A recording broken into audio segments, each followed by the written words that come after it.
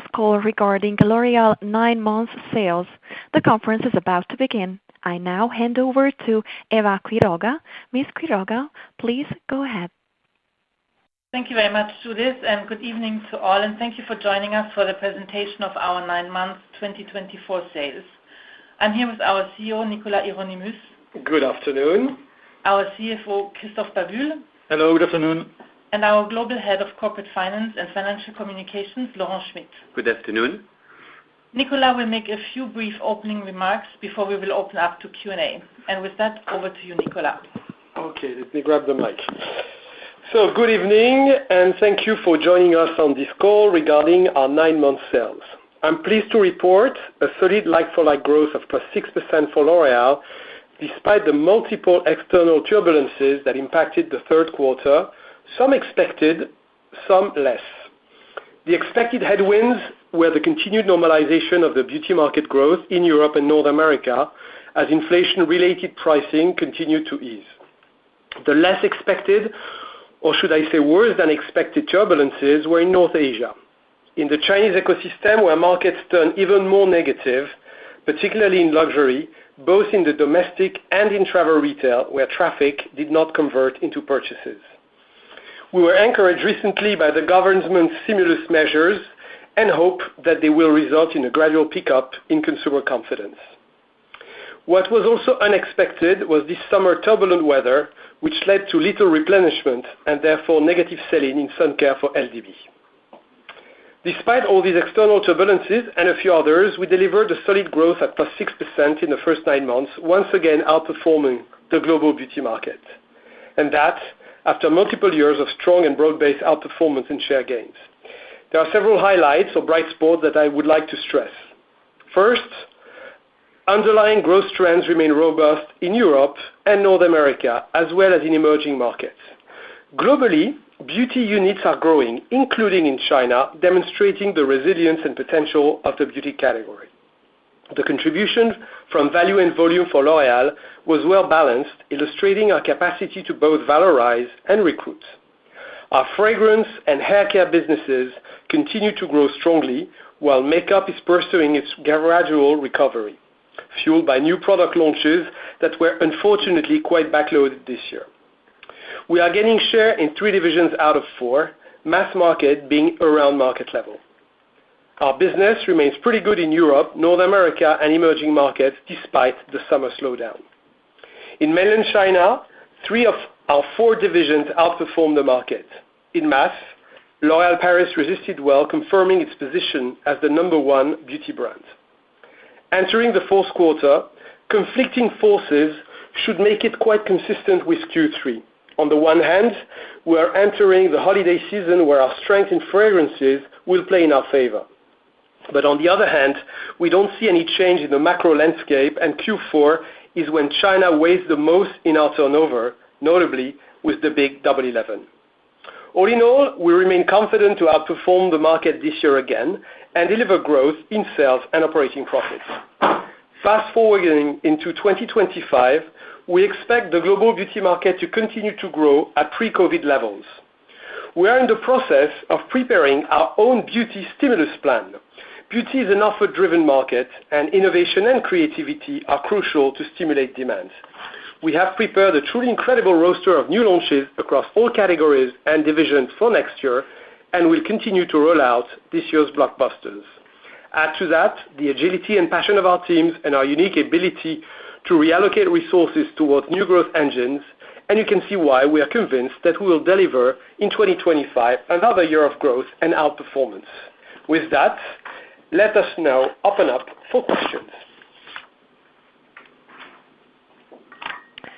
Ladies and gentlemen, if you wish to ask a question, please press star and 1 on your telephone keypad. Please use your handset before asking your question and set your microphone on mute once you ask your questions.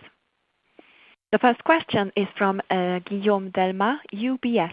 Please go ahead. Thank you very much, and good evening all. Good evening. Good evening. 2 questions for me, please. The first one is on the dermatological beauty division, because even after adjusting for the 57 million euro one-off, I still get to around 4% like-for-like sales growth in this third quarter, which is a marked slowdown compared to the first half, and I think your weakest performance since Q2 2020. So maybe could you shed some light on this deceleration? I mean, particularly the main drivers behind it. Is it all about sun care or some regions or brands that are worth highlighting? And I guess importantly, I mean, do you see this mid-single digit like-for-like as just a one-off, or could dermatological beauty be a bit slower for longer? And then my second question is on the beauty stimulus plan you are preparing for 2025. I mean, anything we should read into this? Because correct me if I'm wrong, but L'Oréal has always been trying to stimulate industry growth. So are you signaling something different for next year? I mean, maybe the magnitude of your investments or the number of new product launches that would be greater than usual? And if so, I mean, any margin implications from this that we should expect? So any color on that would be helpful. Thank you very much. Okay, thank you. So I will start with the question on L'Oréal Dermatological Beauty. So I think there are several elements. First of all, your calculation on the reality of the growth. It's indeed without the Vichy insurance correction, it's a mid-single digit growth. So it's lower than the previous quarters, without the shade of a doubt. Few explanations on that. First of all, there was a realignment between sell-in and sell-out, which was augmented by the sun care effect, but not just by the sun care effect. We were ahead of our sell-out, and particularly as sell-out slowed down over summer, notably in the US market. So the biggest culprit of the slowdown of dermocosmetics is the US. Everywhere you have a little bit of this value effect reduction that affects all markets in mass and in mass medical, but that affects all markets. But it's really the US market that has slowed down. We continue to gain share on that market. By the way, CeraVe has got a 19% share on that market. So there's a value-driven reduction. There's a few consumers that in the US that left the dermo sector to mostly young Gen Zs that went to try a few other brands. So it's up to us to recruit them. We have to say that we didn't have on CeraVe in particular, we haven't had innovations for a while, so which is changing now as we are launching a new intensive body care with urea and about to launch our anti-dandruff shampoo line. And then in the US, you also have the fact that the distribution channel of drugstores is more under pressure than other parts of the distribution. So all in all, after years of extraordinary growth of the dermocosmetics market, particularly in the US and particularly driven by CeraVe, it has slowed down a bit, but what is true is that the appetite for dermatological beauty has not really changed. It's true that many brands have tried to tap into that trend, but we see, I was in China, CeraVe is at +29, CeraVe is at +25 in SAPMENA, is growing in the 20s in Europe. So it's really, I think, in the US where we just need to bring new stuff to get consumers excited, to get that brand to accelerate again. La Roche-Posay is doing fantastic. Mela B3 is doing great too. So all in all, a reduction in the US mainly, a little bit everywhere else with price, a lack of innovation on CeraVe in recent months, but no inflection on the trend on dermatological beauty, which we see both in pathologies and visit to the derms, as well as in appetite for everything related to aesthetics.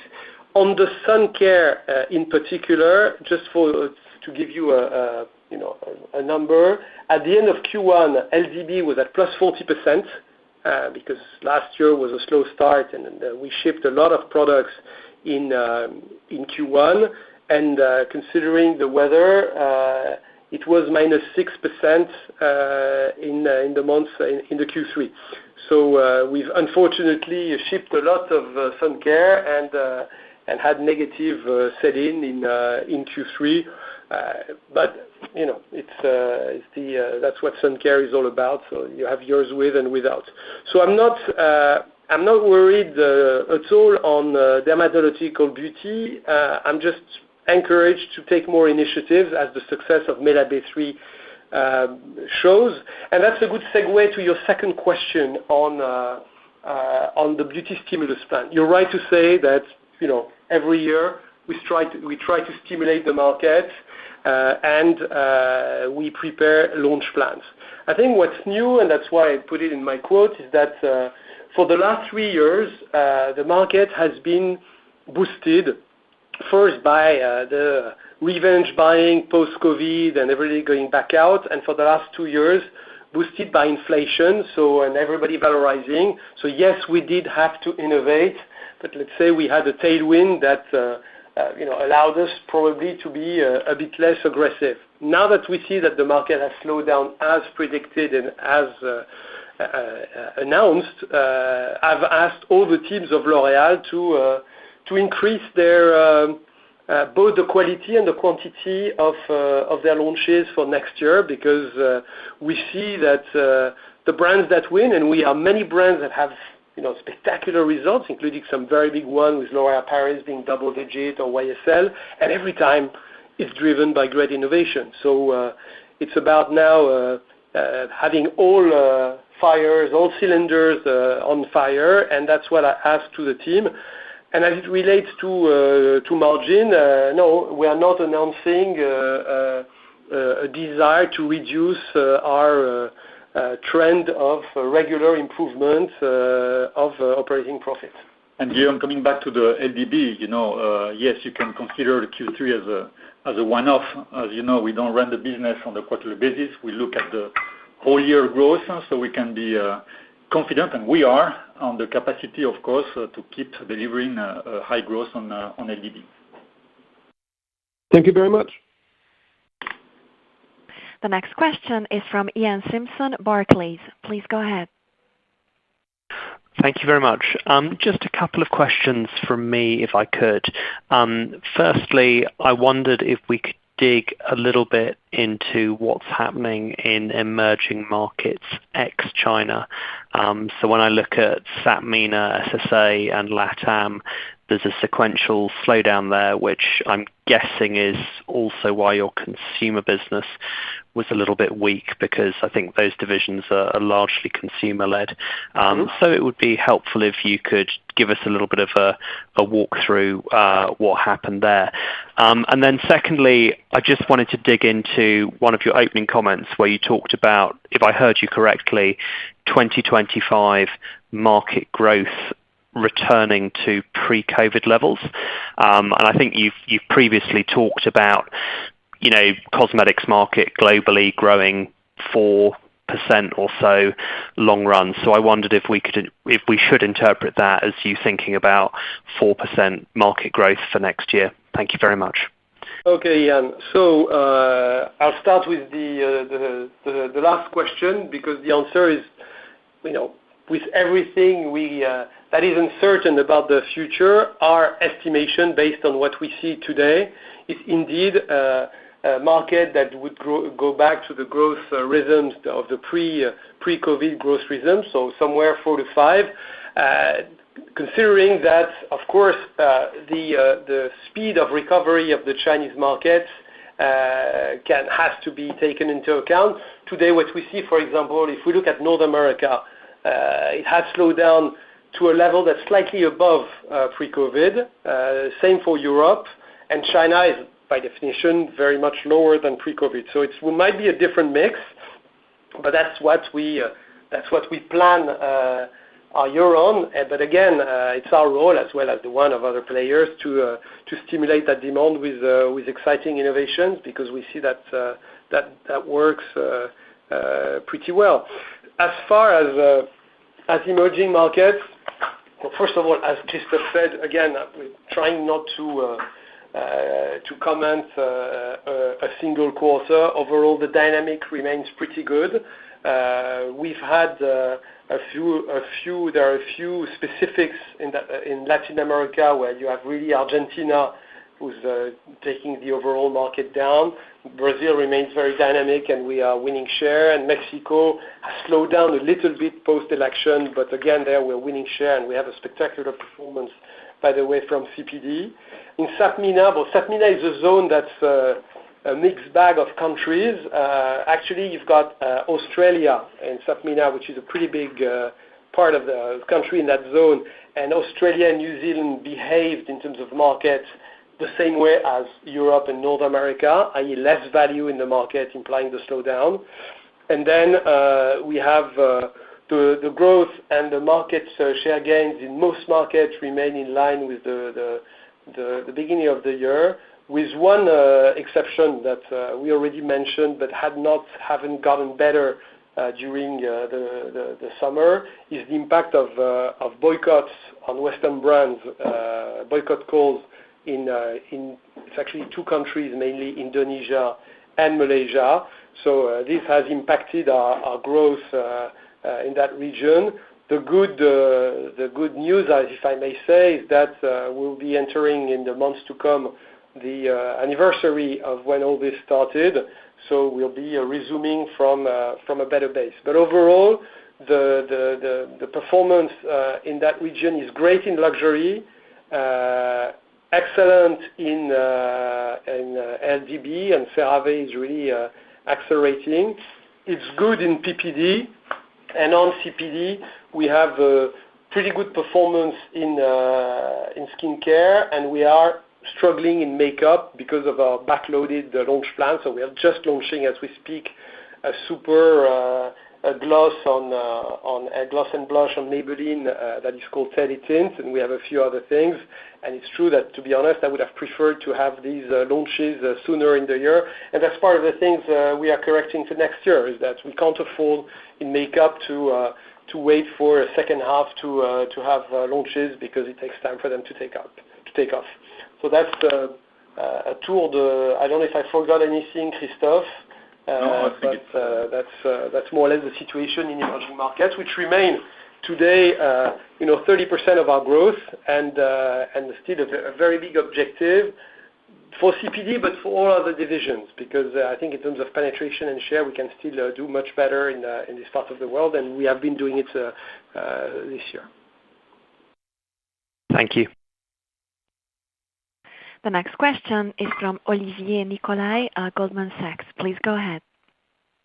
Good evening, Nicolas, Christophe, Hello. Eva. Just one question, first of all, on fragrances. Could you comment on the current growth rate that you see in fragrances in Q3, and how should we think about Q4, which is obviously the key selling period there, and do you see any sign of slowdown there? And just to follow up on the previous comment you made, I think you initially said that you were expecting Q4 trends to be similar to Q3. Was it for the group or was it for China? I'm not sure I got that part. Thank you. No, Frank, to be honest, I wish I could give you again the very accurate vision of Q4, but my comment was more for the group, because I mean, of course, if all coins fall on the right side, it's going to be a great fragrance season.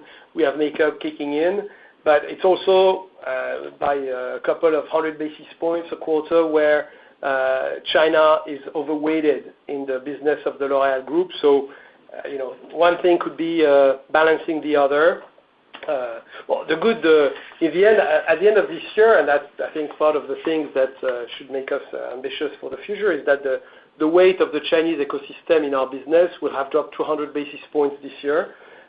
So, the more we move, the less we'll be dependent about the climate and the Chinese turbulences, and have the possibility, if consumptions there reaccelerate, we'll benefit from it. But we can plan even considering the current situation doesn't get better. As far as fragrances are concerned, I have only good news. I don't see any slowing down. The numbers it's just the market and our rankings. We have right now multiple products that are positioning themselves in the top 5, even top 3. At some point, we may have 3 feminine fragrances in the top 3 in Europe. We'll see how the year ends. Our brands are doing great in America. It's not always the same, by the way. Valentino is doing fantastic in the US, whereas in Europe it's Lancôme, Prada, and YSL. YSL Men is doing great in America. So really no worries and no slowdown. We see this market growing double digits. It's one of these things, again, people, it's the affordable luxury, the access to couture. Even within our brands globally, the couture brands are doing great overall, even in makeup. So there is appetite for that. And just to give you another insight, 2 weeks ago, I did a trip in China and Japan, 2 markets with right now different dynamics. But in both countries, I was struck to see lines of people queuing outside fragrance stores and counters. Ours and some competitors, of course. But it was quite spectacular. And I must say that had not seen that. And we even Japan, which was a very, quite remote from fragrance for years, we see this trend really developing amongst young generation. So I have to say, you can always be wrong, but I do not see any slowdown. On the contrary, I see great potential in countries where fragrances were underdeveloped, and that's also our growth in our acceleration in emerging with L'Oréal Luxe is also coming from fragrances. So that's something I'm pretty excited about. And by the way, we'll be starting with Miu Miu from January 25. So it's another addition to our roster that should, considering how hot this brand is with young generations. I hope we can do the same, have the same track record that we just did with Prada and Valentino. Thank you. The next question is from Sarah Simon with Morgan Stanley. Please go ahead. Yes, afternoon. I've got 2 questions as well. Sorry, Nicolas, can we just get back on the sun care within Derma? Did you say that you had sell-in of 40% in Q2 for sun care? In Q1. In Q1. And what was it in Q2 then? It was flat, and then -6 in Q3. And do you think sort of sun care inventories are now normalized? Well, I think we have a little bit of inventory, not much, on dermatological beauty. We don't have any in mass because it's a different commercial practice where we take returns. But nothing material. But it's true that we wished we had, aside from business, I think we all wished we had better summer. I don't know where you were this summer, Sarah, but it was a bit of a nightmare. But that's what I can tell you about the sun care. Okay, great. And then, sorry, the second question was, the market's obviously returning to a more normalized rate of growth. When you think about your marketing spending, that obviously rocketed went up significantly faster as the market grew faster. So how do you feel about marketing as a percentage of revenue in the context of a kind of more normalized growth outlook? Well, I think first of all, it's a good question. I think the straightforward answer is that we want to continue to increase our spending behind beauty, with no doubt. And as we said, it may not be the case, or always the case, in terms of percentage of net sales, because we are seeing with our Bet IQ system that we are rolling out progressively. It's a bit slower than I wanted, but still it's already covering around 40% of our A&P, and we see every time real increase in ROI. So it means that we can get more efficacy for the same amount of money. So overall, the vision is we want to stimulate the market and our growth with more fuel, which is going to be shared differently probably between different media, print, social networks, advocacy, etc. But I think we reached very high percentages of our net sales last year in particular. So now I think we can control that a bit more. I don't know if you want to add something on that, Christophe? Yes, we'll keep investing in our brands. And I think it's very important in the current context where we need to stimulate the market. So definitely our model is growth, and we're still increasing the amount, the dollar amount of our investment. And of course, being extremely agile depending on the regions where we feel there is elasticity in terms of sales, or in the categories like Nicolas was mentioning, we are doing extremely well in fragrances. So of course, we are preparing a very rich Christmas party when it comes to supporting our brands. Okay, thanks. The next question is from Jeff Stent, BNP. Please go ahead. Hello, Jeff. Hey, good evening. Two questions, if I may. The first one, just a housekeeping question for Christophe. If you could comment on the proposed changes into sort of the French tax regime and what that may imply for L'Oréal. And the second question is, could you maybe just put a little bit more light on sort of market growth in mainland China and also Hainan? So what you've been seeing there and how your sell-out compares versus the market. Thank you. Okay.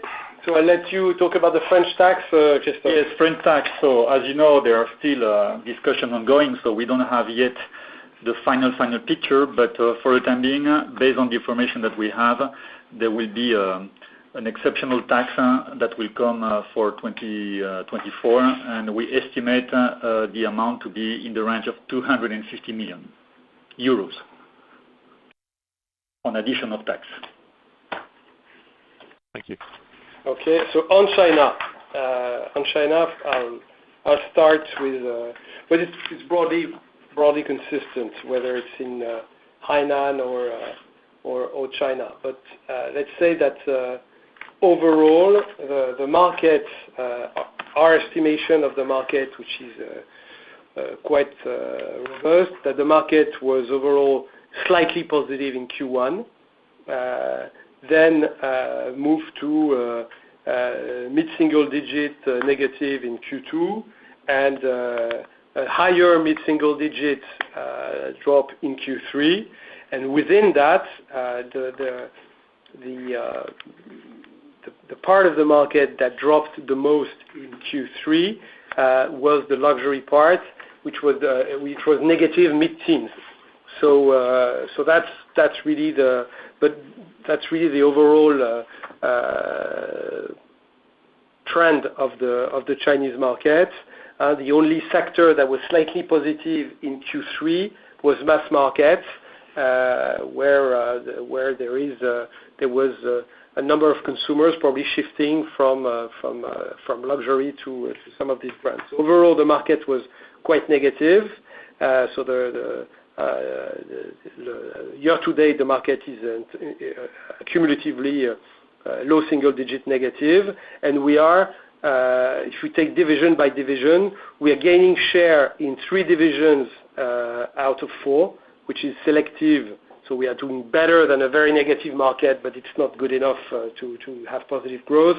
Better in dermo and better in professional, and we are below the market in mass, with our makeup brand struggling, and with L'Oréal Paris overall doing pretty good. Actually, L'Oréal Paris gains market share in every single channel, but has a slightly different unfavorable mix effect. So overall, L'Oréal Paris is resisting well and confirming, strengthening its number 1 position on the market. And as far as Hainan is concerned, if I take Hainan duty free, we have the confirmation of what we announced and discussed during the half-year call, is the fact that the sellout remained in the -30s in Hainan. So there's a lot of traffic, a lot of tourists. There were a lot of tourists during Golden Week, but they do not convert to our categories or any other, by the way. So it remains very negative on a year that was negative again. So there is really this reset of the travel retail market in Asia is taking longer than we hoped, and that's why I was talking about unexpected turbulences, because this is one that I was hoping to improve over the summer. That's great. Thank you very much. You're welcome, Jeff. The next question is from Celine Pannuti, JP Morgan. Please go ahead. Yes. Bonjour, Celine. Good afternoon. So two questions for me and a follow-up. So first of all, China, can you try help me unpack a bit the point why at the group level was, I think, more than 5% and reaccelerating, while it seems that China was probably down double digits. So if you could help me unpack where luxury did much better in the rest.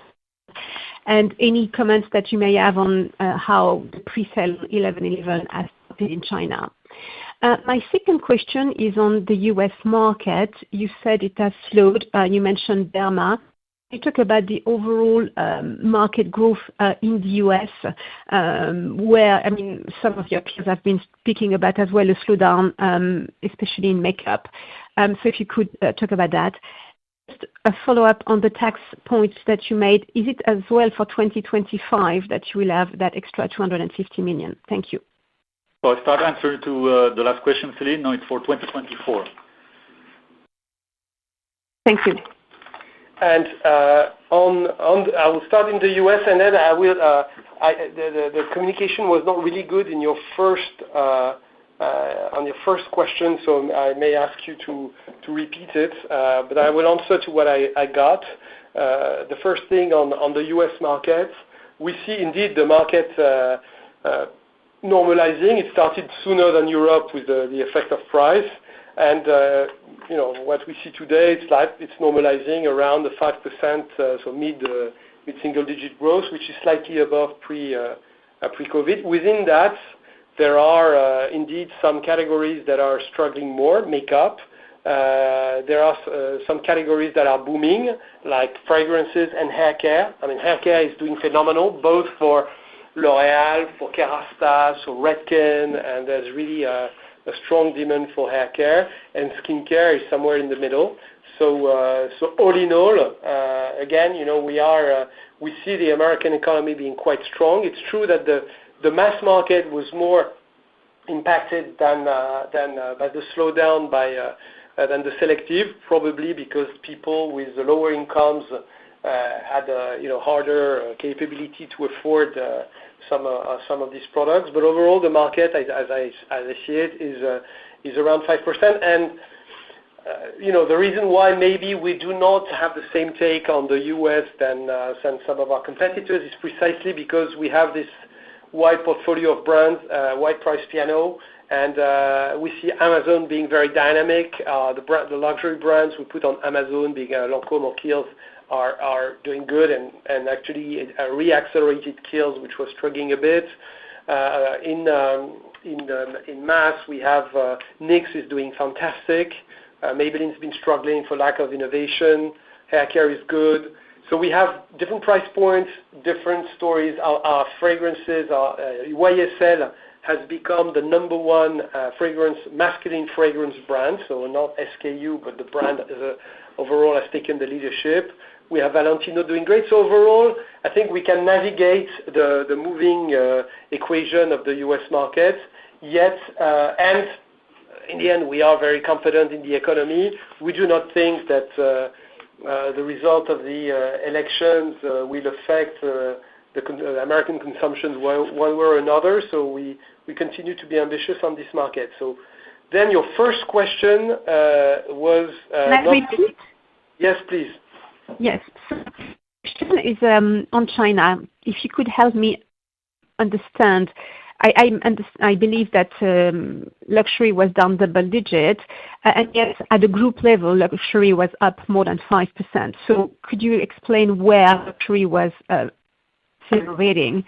And any comment that you have on 11.11 at this stage, and profitability in China? Okay. So on luxury, luxury is globally. First of all, luxury is significantly beating the luxury market. The luxury market is around.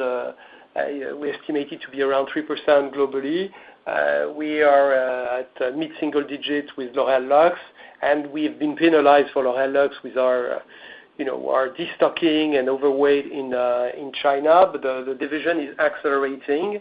So there is good performance in most, if not all countries, to be honest. We're doing great in Europe. We're doing great in Latin America and emerging with double-digit growth. We're doing great in Japan, where L'Oréal Luxe has become, year-to-date, the number one foreign group L'Oréal has become the number one foreign group in Japan. We have brands like Takami that are doing phenomenal. The new couture brands that we launched in China are doing good also, by the way. So it's really China and travel retail that are negative. And then we're doing good in the US. So in the sell-in of the third quarter, there is a part of it is a pipe of the holiday season for our fragrances. So I think we are probably there slightly ahead of our sellout. But we have lots of new initiatives, new flankers on Libre, on La Vie est Belle. So it's mostly fragrance driven and a good recuperation on makeup. We are not happy with our skincare performance, which of course is very impacted by the weight of China. As far as Double 11 is concerned, well, it's very, very early. What you probably know is that the length, the duration of Double 11 has been extended. It's going to be the longest Double 11 ever. It's been increased by 10 days. And it's just starting now, so it's a bit too soon to say. What I can tell you is that we are broadly in line with our targets, but we see how things unfold. So it's really too soon. What is true is that we are determined to have our brands in the top rankings of this event. And if we take L'Oréal Luxe, just to give you our growth, excluding China and travel retail, Asia, it's double digit. So it's really where c'est là que le bas blesse, as we say in French.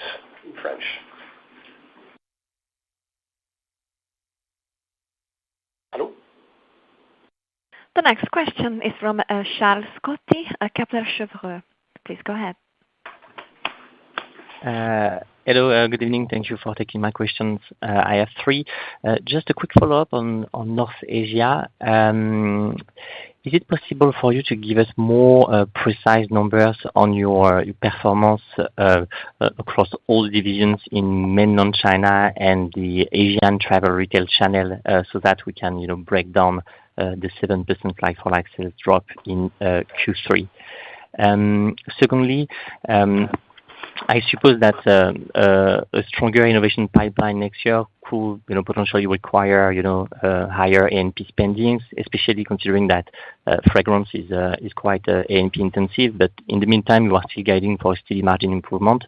I guess raw materials are easing, which could help on the gross margin. But are there some cost savings actions being implemented to defend the profitability in the second half?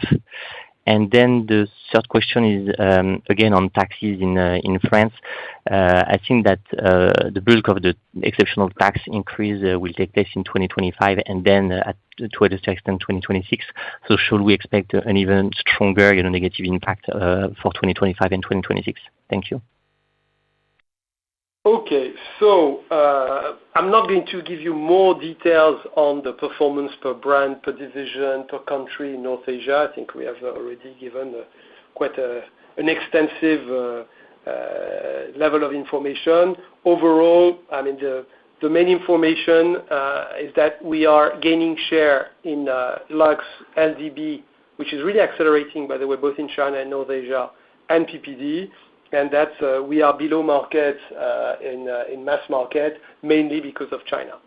The rest is, we're gaining share in travel retail, but doesn't mean anything because we're gaining share on a very negative market. So frankly, it's good, but it's not going to be helping you a lot. So that's the first part. On the margin protection, because you mentioned second half, so you're talking about this year, I guess. So overall, first of all, we continue to invest behind our brands and support our fragrances over the holiday season. Clearly, as we do all the time, and we had a meeting on that 2 days ago, we reallocate our fuel and our monies where growth is and where there is a strong potential. So that's clearly both regionally and category-wise. And we are managing our P&L, whether it's SG&A, headcounts, always adapting to the reality of the market. So we are not one of these companies that announces big revolutions, but we are in constant transformation, optimization of the organizations. We have several projects that have unfolded or that are unfolding, whether it's clusters of countries, whether it's reorganization of the sales force for CPD in North America, whether it's the organization of our luxury brands. So there's lots of constant re-engineering of the organization to make sure that indeed we free resources to fuel our brands, be it in 24 or even more so in 25. And I hand over to Christophe on the French. Yes, on the French tax, there will be an impact accounting-wise in 2024 and 2025. And of course, on the cash flow point of view, it will be 2025 and 2026. And again, I'm still prudent because things are not yet been voted by the Parliament. We are following what's happening in the Parliament on an hourly basis, and it's quite hard to really figure out what's going to happen, but we are planning for it anyway and are ready. Thank you very much.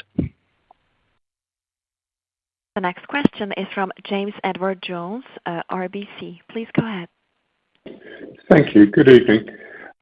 You said you expect to outperform the market in 2025, but that's not included in your outlook statement for 2024. Should we read anything into that? And second follow-up, could you just give us a number for organic growth in hair care for Q3, if possible, please? I will give you a growth number for hair care for the 9 months because I don't have it, first of all, under my eyes for Q3, and it remains good, but we are double-digit in hair care year to date. So I don't remember where I was at the end of the first half, so it's probably slowed down a bit in Q3 because for the very same reasons that we discussed in terms of alignment of sell-in and sell-out in CPD, but it continues to be very, very dynamic in sell-out.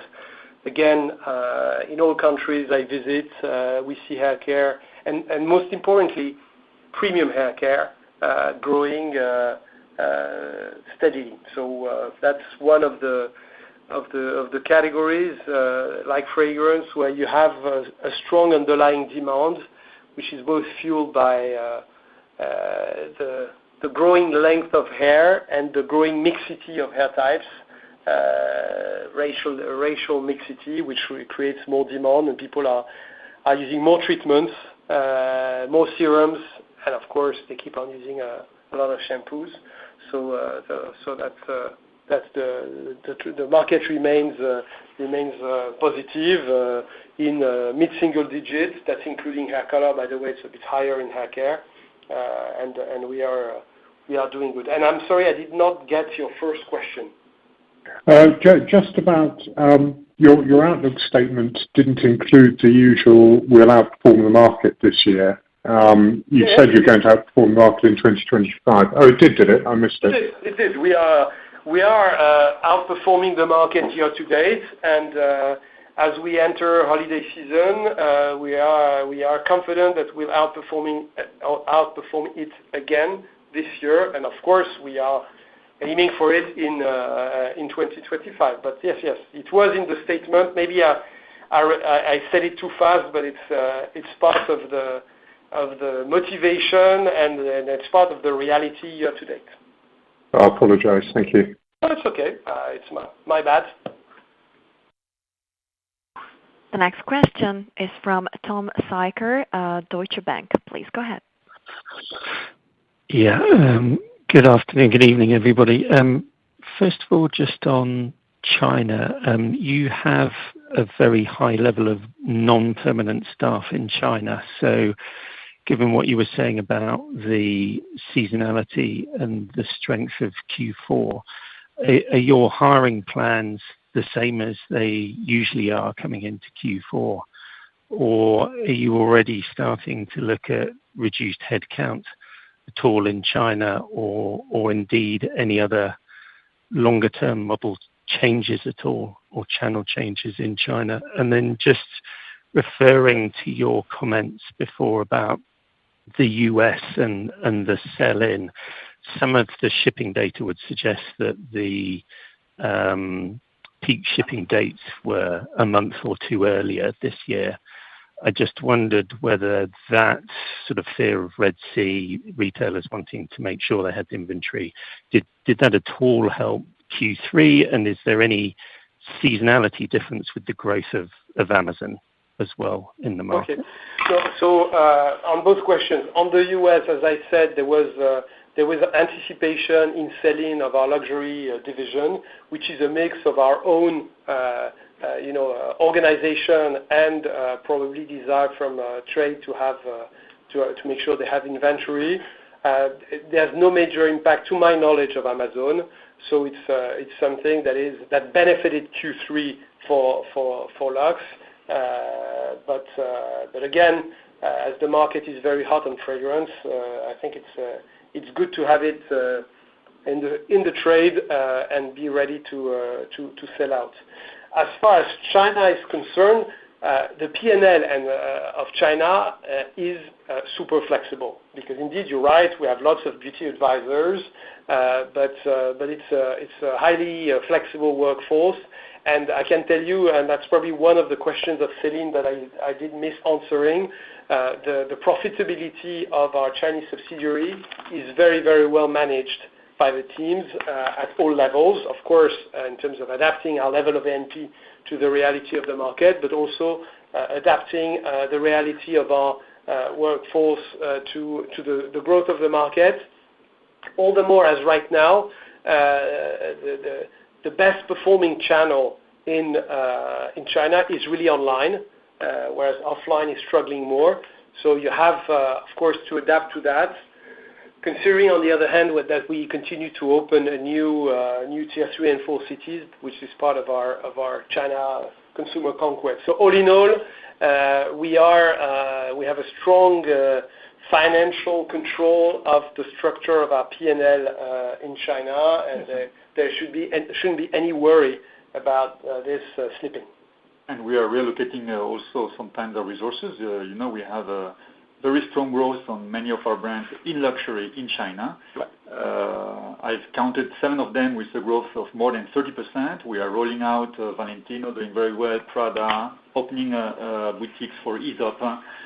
So all in all, we have absolutely no problem with our workforce in China. Okay, thank you. You're welcome. And the last question is from Rob Ottenstein, Evercore. Please go ahead. Great, thank you very much. Two follow-ups.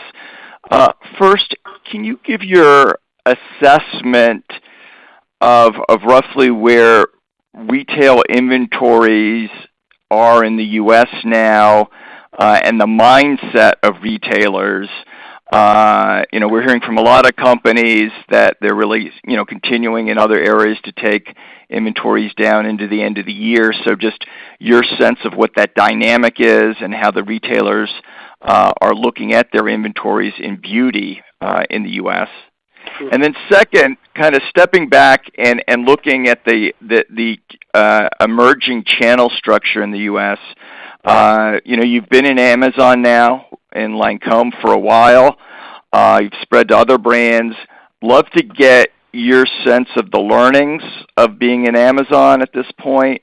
What being in Amazon has added, to the Lancôme brand. Is it getting younger consumers, for instance, or different demographics? And then, tied to all that, given your learnings in Amazon, how do you think about more medium term, the mix of your route to market in the U.S.? Thank you. Okay. On inventory levels, we clearly have, American retailers who have been, more conscious about their inventory, particularly in mass, I must say, and the drugstores channels too, the CVS's, Walgreens, and the likes. So that's part of the realignment between the CPD sell-in and sell-out is linked also to this. But then again, it depends on the categories. Clearly, on fragrance, there's a FOMO sentiment, a fear of missing out, and I guess they are happy to have the best-selling fragrances. So it really differs on the channels. Same in the professional division. It's true that salons are more cautious, whereas as hair care is very dynamic in selective retail, we haven't felt specific pressure on this category. So once again, it's a tale of several cities, but it's clearly in the mass environment has been more pressure on inventory. To my knowledge, we do not have excess inventory that we should be worried about in North America. As far as Amazon for luxury is for the brands that have started in the U.S., we are very happy. First of all, we are very happy because it's really been a win-win partnership in terms of the quality of presentation of our brands, in terms of the way it's managed. It's a 3P model, so in terms of prices, it's much more control. In terms of quality of exposure, it's much more control, and it has allowed us to indeed recruit new consumers, some that were new to Amazon and to the brand, some that were buying the brands on the I would say secondary market that was existing on Amazon and no longer exists. So it's a healthier business, and it allows us to push more some categories that were a bit underserved in some of our selective retail. I'm thinking about skincare for Kiehl's or even Lancôme, some of the makeup best-selling items like mascara. So overall, it's very complementary. It hasn't been cannibalizing our long-term and good partners at Macy's or Ulta or Sephora, but it's positive for the brands. And overall, when I look at the performance of L'Oréal Luxe in North America, we are after years where we were below market. The last couple of periods where we were above market growth, and it's thanks to the combination of our, I would say, a more complete distribution strategy without ever, of course, taking any risk on the brand equity. So as far as the future is concerned, it's always a question of aligning on the way a brand can be expressed and whether there is an alignment between Amazon and ourselves. It's been the case recently with Kiehl's, and it's possible that there will be other brands, but nothing is set in stone because, as everything with our retail partners, it's always a question of negotiation and alignment. But in the end, it's a very positive move. We took time before doing it because we wanted to make sure we had the right conditions, but now we have them and it's working.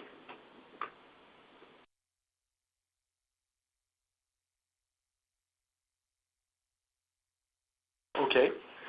So I guess this puts an end to our call for the 9 months results of L'Oréal. I wish you all a good evening or afternoon, depending where you are, and I guess we'll see you in February for the annual results. Thank you. Thank you very much. Ladies and gentlemen, this concludes the conference call. Thank you all for your participation. You may now disconnect.